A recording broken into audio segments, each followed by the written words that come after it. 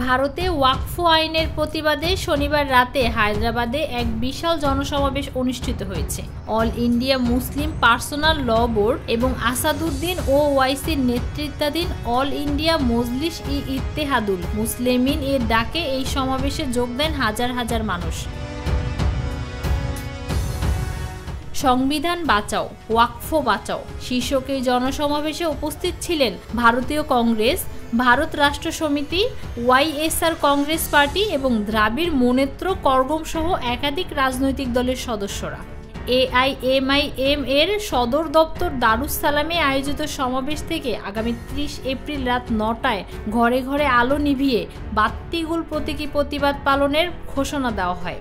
সমাবেশে এআইএমআইএম প্রধান ও হায়দ্রাবাদের সংসদ সদস্য আসাদুদ্দিন ওয়াইসি বলেন, আমরা মাথা নত করব না, যারা আমাদের মুছে দিতে চায় আমরা তাদেরই মুছে দেব।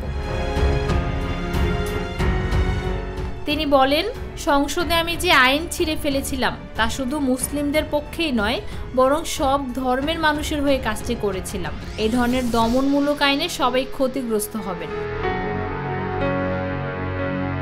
সমাবেশে এআইএমপিএলভির সভাপতি মাওলানা খালেদ সাইফুল্লাহ রহমানী বলেন, আমরা আদালতের উপর আস্থা রাখি, আমরা বিশ্বাস করি এই আইনের উপর স্থগিতাদেশ আসবে।